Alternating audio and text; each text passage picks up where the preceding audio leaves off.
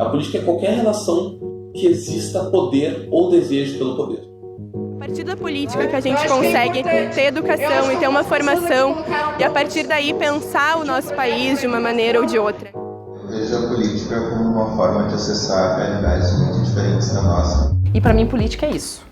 Política é a gente poder pensar assim, o que nos faz engajar no mundo que a gente habita, assim, e querer lutar por ele, assim, lutar não só pela garantia de direitos, mas e principalmente por existências plurais, assim, sabe?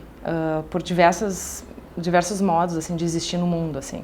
E é nessa luta por existências plurais que grupos de jovens se organizam. O Contraponto, por exemplo, é um projeto de extensão da Universidade Federal do Rio Grande do Sul, formado por jovens que já saíram do colégio e que agora querem extrapolar o ambiente universitário para mudar um pouquinho da nossa realidade. Desde 2014, o pessoal do Contraponto discute política na sociedade com alunos da rede de ensino pública da capital.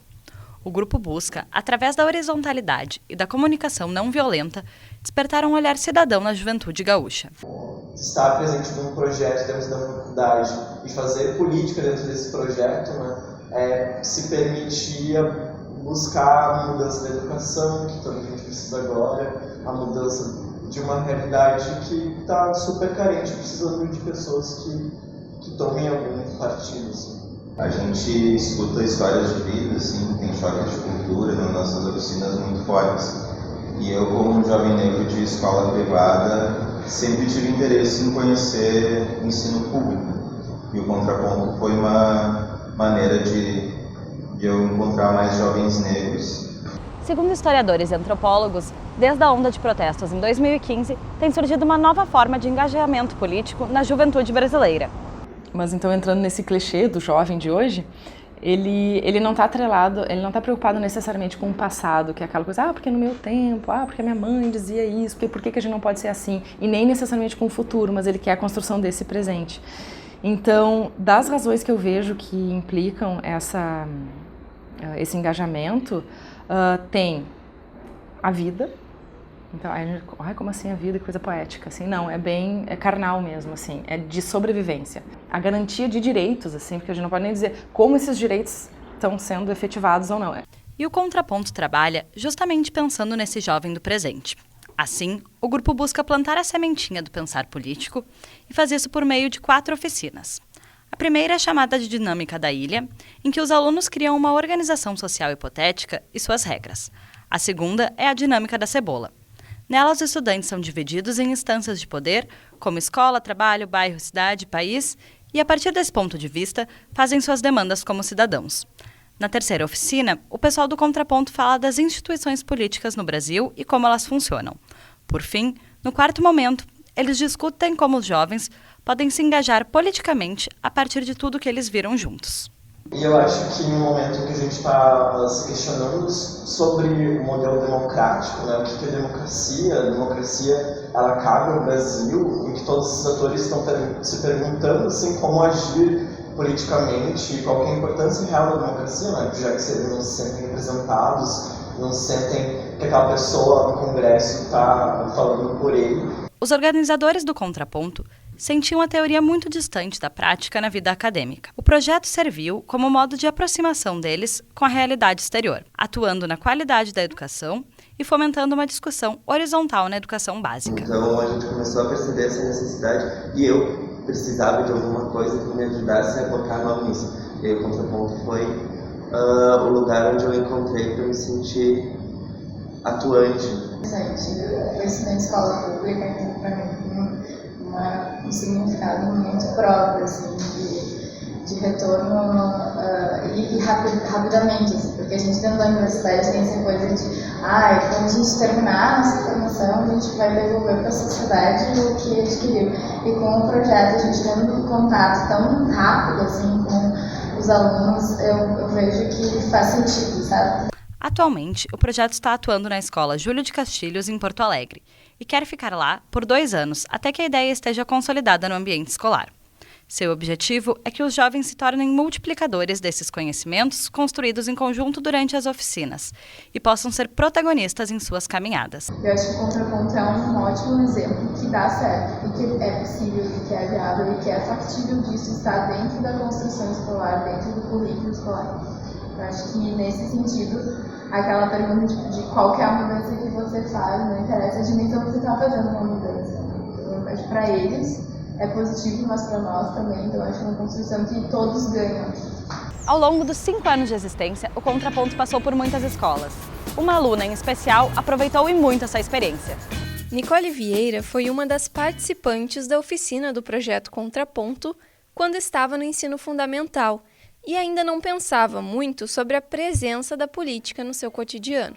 Aos 18, no último ano do ensino médio, a jovem se prepara para entrar na faculdade e para se despedir de uma função que exerce desde o início de 2018.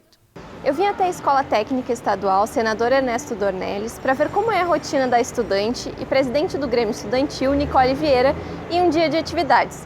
Hoje está acontecendo uma palestra sobre o Setembro Amarelo para os alunos do ensino médio. A atividade foi promovida pelo Grêmio Estudantil. Eu me sinto grata por ter esse contato, por conseguir trazer algumas coisas que eu acho que me mudaram também, porque eu vi que no ensino fundamental eu tive uma parcela de professores que ajudaram, assim, trazendo projetos, trazendo outras questões fora da Lomba do Pinheiro, que era a escola onde eu estudava, né? A Nicole é uma presidente muito atuante. Ela cobra muitas coisas, ela está sempre perguntando, querendo mais, né? Instigando para que as coisas aconteçam. Por que não debatemos sobre determinados assuntos? Era isso que Nicole se questionava e sem resposta ficava insatisfeita. Insatisfação que mudou de nome e passou a se chamar motivação. Historicamente, tivemos nosso potencial de movimento estudantil que sim reivindicou muitas coisas, lutou e conseguiu.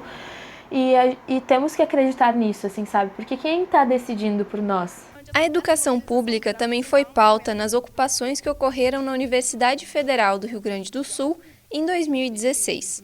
Para este doutor em comunicação, as ocupações foram um movimento puramente político na origem e na maneira como se organizaram. Existe uma ideia que é uma ideia que eu acho muito perigosa, né? Que é de que a escola e a universidade elas não devem ser locais de discussão política, né? A crítica que vem a essas instituições é porque tanto escolas quanto universidades são, por excelência, são locais de pensamento crítico, né? De exercício da crítica, né? A estudante Laura Barreiras já tem um currículo de participação política grande aos 20 anos de idade. A jovem já fez parte do Diretório Central dos Estudantes da URGS e hoje está no movimento Levante Popular da Juventude, ligado ao movimento dos trabalhadores rurais sem terra. Hoje eu estou aqui acompanhando a estudante Laura Barreiras na Assembleia Geral da URGS. Aqui há professores, estudantes e técnicos debatendo sobre a situação atual da educação no país, sobre projetos como o Futurice, por exemplo. Eu acho muito importante participar desses espaços, assim, porque a gente está fazendo parte da história, né? A gente está construindo a história. A proximidade com família, amigos e professores faz parte das influências que o jovem pode receber para formar o entendimento e o posicionamento político. Mas, mais diretamente, é a experiência de vida do próprio jovem que interfere.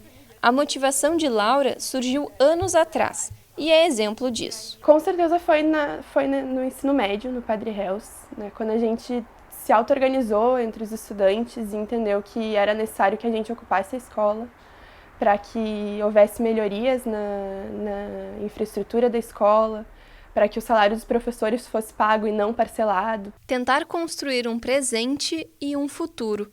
Laura entende que participar da política não é apenas ir votar de 2 em 2 anos. É sim uma construção diária, em que se percebe que tudo é um ato político. Eu brinco, né? Minha filha está com o compromisso de mudar o mundo, tipo, até o final do ano, então eu digo que te apressa, porque a gente tem que combinar nossas férias brincando um pouco com isso. Para mudar, é preciso votar de forma mais consciente. É o que acreditam 82,41% dos 1.700 jovens entre 18 e 34 anos que participaram da pesquisa O Jovem Brasileiro e o Futuro do País, realizada pela PUC do Rio Grande do Sul em 2016. Cerca de 80% disseram ter uma visão coletiva, por acreditar que apenas com um pensamento coletivo seria possível haver mudanças no país.